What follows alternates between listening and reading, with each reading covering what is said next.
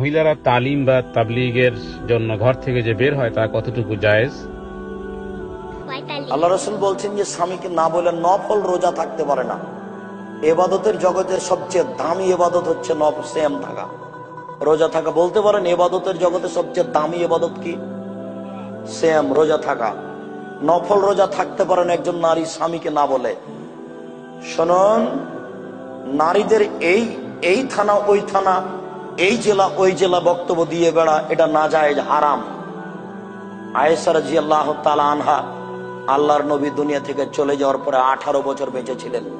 পৃথিবীর সবচেয়ে বড় বিদ্বান মহিলা নারী আয়েশা, তিনি কোথাও যাননি। নারী দিন প্রচার করতে পারে তার বাড়িতে, আশেপাশের মা চাচি খালা ফুফু প্রতিবেশী আসলে তাকে দিন শিখিয়ে দিবেন। কোন নারী অন্য জায়গায় দিন প্রচার করতে যেতে পারে না। বুখারী মুসলিমের হাদিস, নারীগণ এসে রাসূলকে বললেন, আল্লাহর নবী, পুরুষেরা আপনার পাশে বসে, আমরা তো আপনার পাশে বসতে পারি না। পুরুষ তো দিন ধর্ম শিখে নিল, আমরা তো শিখতে পারলাম না, তো আমরা কি করব? তখন আল্লাহ রাসূল বললেন, তোমরা অমুকের বাড়িতে বসিও, আমি ওখানে যাব। বুখারী মুসলিম। তিনি বলেননি আয়েশাকে পাঠাবো। বুঝাতে পারলাম না?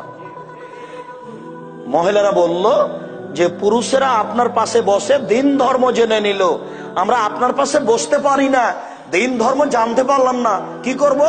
তখন আল্লাহ রাসূল বললেন, তোমরা অমুকের বাড়িতে বসিও, আমি যাব।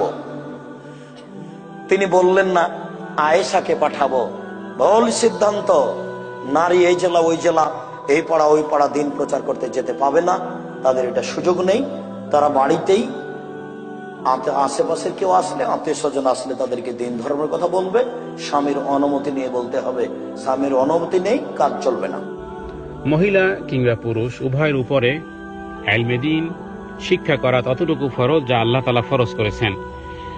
রাসূলুল্লাহ সাল্লাল্লাহু আলাইহি সাল্লাম বলেছেন, তলাবুল ইলমি ফরিদাতুন আলা কুল্লি মুসলিম। প্রত্যেক নর নারীর উপরে, মুসলিমের মধ্যে নর এবং নারী উভয় শামিল, তাদের উপরে যে অবধারিত আল্লাহ তাআলা ফরজ করেছেন যে বিষয়গুলো, সেগুলো জানতে হবে। যেমন নামাজ, যেমন রোজা। তো এই বিষয়গুলো ছাড়া এগুলো সকলের জন্য জানতে হবে।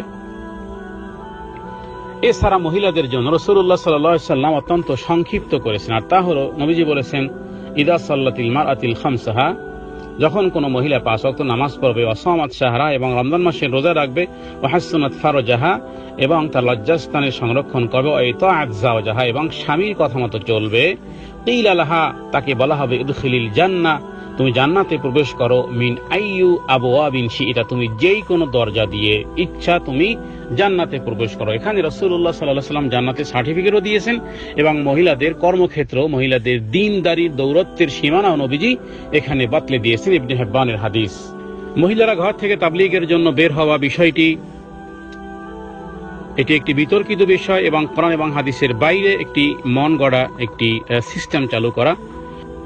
সুতরাং মহিলাদের ঘর থেকে তাবলীগ বা তালিমের উদ্দেশ্যে এভাবে করে ঘর থেকে বের হয়ে যাওয়া, এটা মোটেই হাদিস সম্মত নয়, কোরআনের মানহাজ মোতাবেক নয়। বরং দ্বীনের নামে, তাবলীগের নামে তারা যেগুলো আলোচনা করেন এবং তারা যে সমস্ত কিতাবাদি পড়েন, দেখা গেছে এগুলো অধিকাংশই জাল, জয়ীফ, দুর্বল বর্ণনা।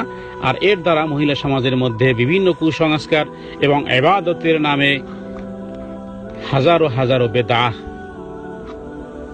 আমাদের মহিলা সমাজের মধ্যে দেখতে পাই। তো এই ক্ষেত্রে মহিলারা তাবলীগের নামে অথবা তালিমের নামে ঘর থেকে বের হওয়া জায়েজ নাই।